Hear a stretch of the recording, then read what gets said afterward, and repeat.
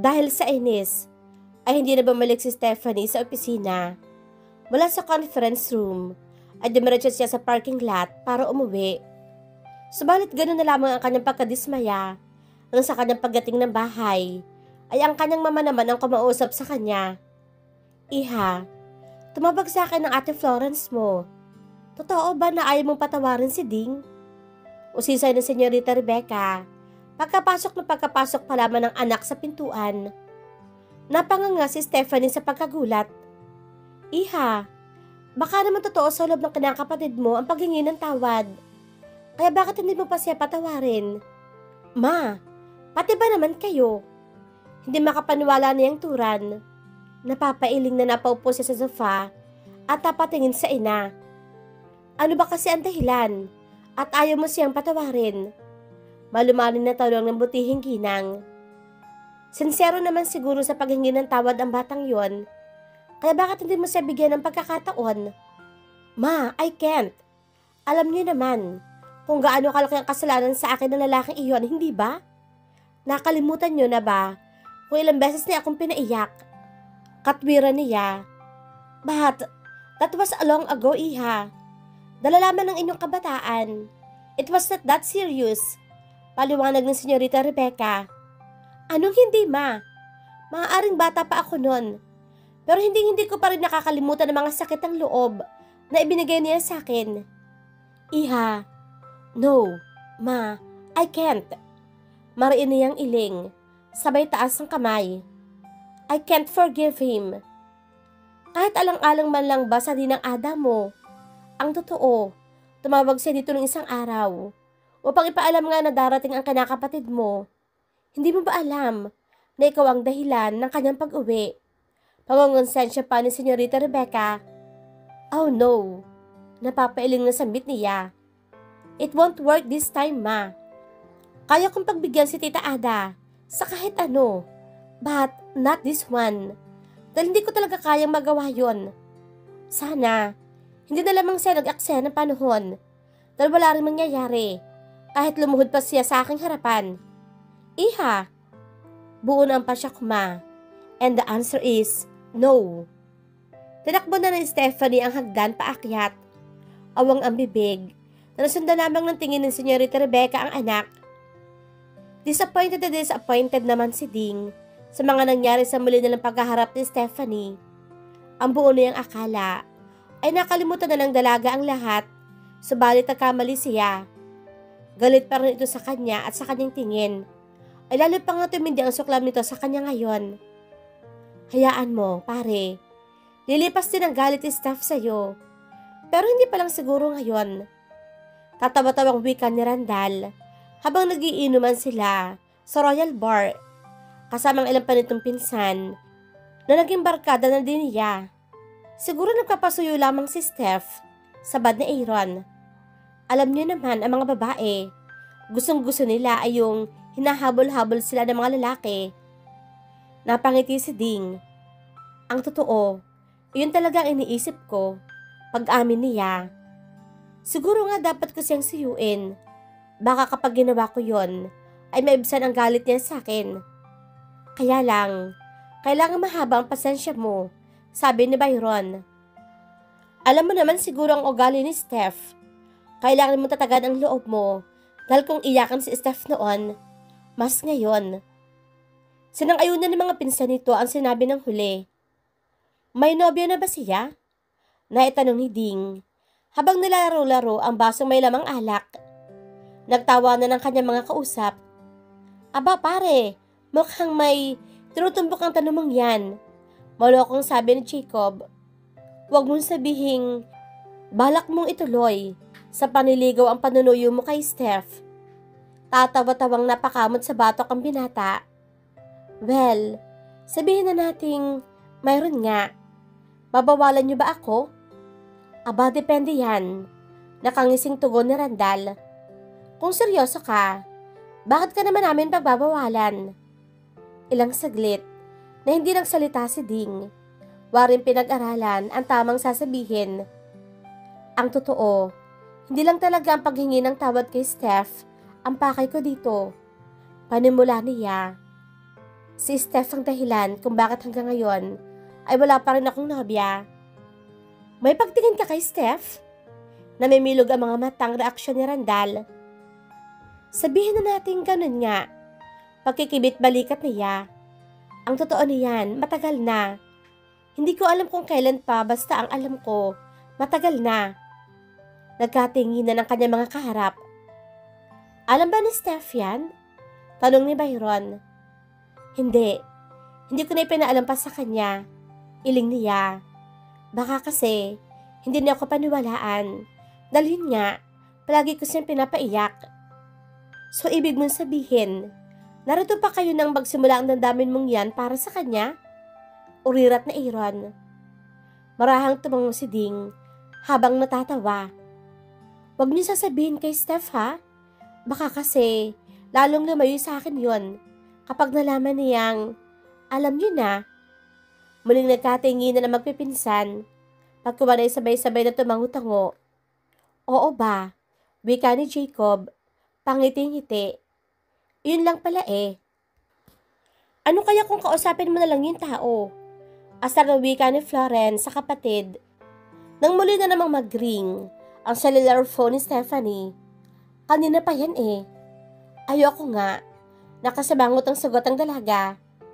Hayaan mo mapudpud ang daliri ng bruhong yun sa kakadayal. Umikot pa itaas sa mga mata ni Florence. Patayin mo na lang kaya nang hindi tayo parehong naiistorbo. Wika nito. Nanunulis ang ngusong pinatay na nga ng dalaga ang aparato. Kaya sa wakas ay natahimik din iyon. Hindi na kumibo pa si Florence. Tahimik nitong pinagpatuloy ang pagbabasa ng magazine. Wala silang trabaho ng araw na iyon.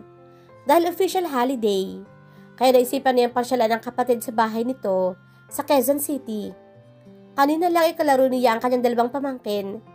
Pero tulog na mga ito ngayon. Kaya nanood na lamang siya ng television sa sala, kung saan nagbabasa ng magazine ang kanyang ate. Pero inistorbo naman sila ng pag-ring ng kanyang cellphone. Noong una, ay sinagot niya. Pero nang malamang si Ding ang tumatawag, ay hindi na pinansin. Hindi na siya nagtataka kung paano nalaman ng lalaking iyon ang kanyang cell number dahil tiyak na kung hindi si Allison, ay si Courtney ang nagbigay niyon dito. Pagkatapos sa itong takbuhan sa restaurant at iwanan sa Montana Tower, ay mukhang sa cellphone naman siya nito balak kulitin. Steph, why don't you just talk to him? Maya-maya ay sabi ni Florence. Mukha naman nagbago na yung tao. Oh, no way ate. Taskili na sagot ni Stephanie habang umiiling-iling. Mapapatawad ko lang siya kapag patay na ako. Come on, Steph. Have a heart. Pangungumbinsi pa ni Florence. Nagpapakumbaba na yung tao. If you can't give him your forgiveness, at least, be civil to him. No, Steph. Itinaas niya ang dalawang kamay. No, I don't wanna talk about him. Please, ate. Napailing si Florence. Hindi man kumporme, sa pinapakitang tagas ang kalooban ng kapatid, ay nanahimik na lang ito. Steph, ano bang gusto mong gawin ko para kausapin mo lang ako? Nahihirapang tura ni Ding habang pilit na hinaharang ang dalaga sa hallway patungo sa elevator. Get lost. Yan ang gusto kong gawin mo.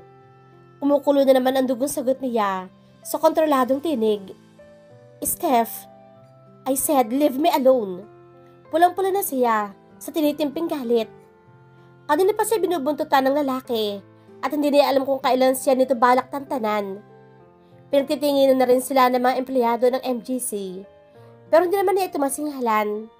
Dahil ayaw naman niyang masabihang palengkera. No, hindi kita titikilan hanggat hindi mo ako kinakausap.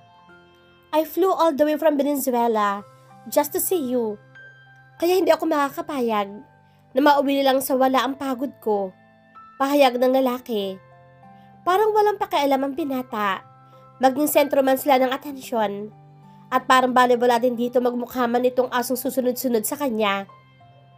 Hindi ko sinabing pumunta ka rito. Kaya wag mong isumbat sa akin yan. Pwede ba? Lumayo ka sa akin. Tigilan mo ako. Hindi. Natapik ng dalaga ang noo sa matinding konsumisyon. Naku naman, gigil na gigil niyang nasabi. Mga nanganing hambalusin niya to ng kanyang bag, pero hindi naman niya magawa iyon. Nakarating sila sa tapat ng elevator. Akmang susunod ng binata pagkapasok niya, pero hindi na ito hinayaan. Subukan mo lang pumasok at sisigaw ako.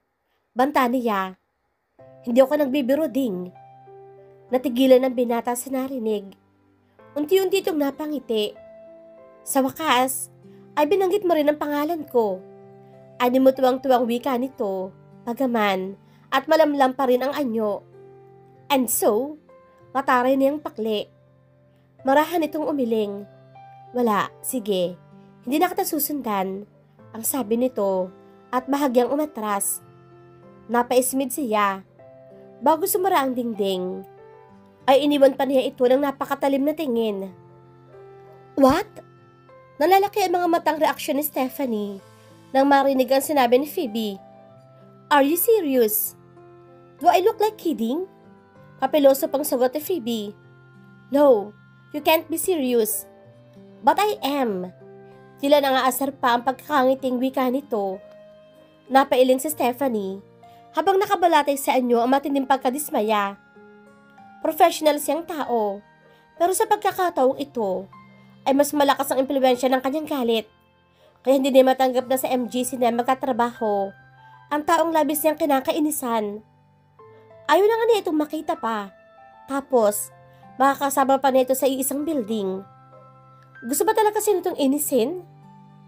Calm down, Steph, sabi ni Phoebe. Masyado kang transparent eh. Paano, Aber? Sabihin mo nga. How can I calm down?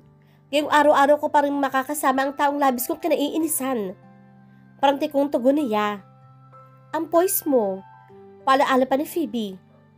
Inirapan niya ito, pero tinawanan lamang siya ng babae.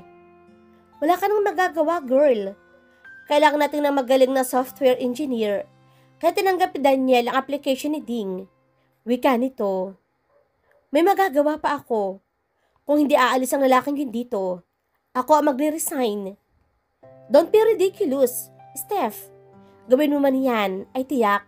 Hindi ka papayagan na Bianca at Rohan. I don't care. Sa ayaw nila at sa gusto, magre-resign ako. Nagkibit balikat na lamang si Phoebe. Ikaw ang bahala. Nasabi na lang nito. Talaga.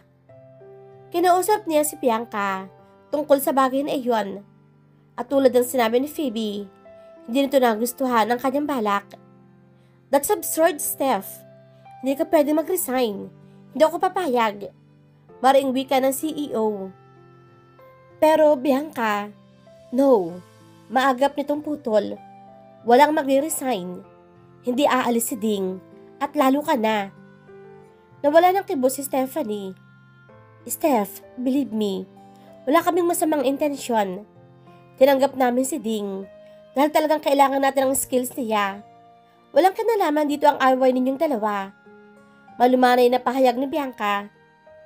Hindi siya naniniwala dito, pero hindi na lamang niya yun sinatinig. Sa halip, ay napahinga na lamang siya ng malalim. Labag man sa loob niya, ay kailangan niyang tanggapin. Magiging bahagi na ng MGC si Ding. At ang konsolasyon na lamang ay hindi nito kasama sa isang floor, kaya hindi nito madalas na makikita. Sa sobrang galit niya kay Ding, kahit anino lang nito, ay ayaw niya makita. Upang hindi na mag-cruise ang kanilang landas, ay siya na lamang paratang iiwas. Sa kanyang pagkakaalam, ay sa Lunes pa magsisimula ang lalaki. Kaya ibig sabihin niyon, ay panatagpas siya sa loob ng 4 na araw, kasama ng weekends. Kaya lang naman naroon si Ding kanina, ay dahil nga, kinausap nito ang mga pinsan niya tungkol sa trabaho. Siguro naman bukas at sa susunod pang mga araw ay hindi ito pupunta doon. Alam mo, Steph, sa halip na nag-aalaala ka, bakit kaya hindi mo na lamang ipanatag ang kalooban mo? Pinahihirapan mo lang ang sarili mo eh. Ani Phoebe. Hindi ako nag-aalaala. Maagap niyang tanggol sabay irap. At bakit naman ako mag-aalaala? May dapat ba akong ipag-alaala? Makahulugang ngumiti ang babae. Oh, Steph, maluloko mo ang ibang tao, pero hindi ako. Matagal tayo nagkasama sa London, kaya kilalang kilala kita. Alam ko kung ano ang iniisip mo, my dear. Muli nito ang inarapan, pero hindi na rin tinangkapang magkaila. Relax, Steph. Masyado kang nagpapa-epekto diyan sa galit mo eh. Kung ako sa'yo, kakalimutan ko muna ang galit ko. Walang may dudulot na buti iyon sa'yo. Sabi pa ni Phoebe. Yan ang hindi ko magagawa, Phoebe. Hindi ko pwedeng basta na lamang kalimutan ang galit ko. Kasi nga, ikaw mismo ang umaayaw. Pero kung bibigyan mo lamang si Ding ng chance, magagawa mo. Oh, napailing siya. Here we go again. I'm just trying to help you get over your anger because it's eating you. Kaswal na katwiran ni Phoebe. Iniwanan siya nito, kaya hindi na siya nakasagot. Papalapit pa lamang sina Allison at Courtney, ay agad nang tumayo si Stephanie sa pagkakaupo sa garden set.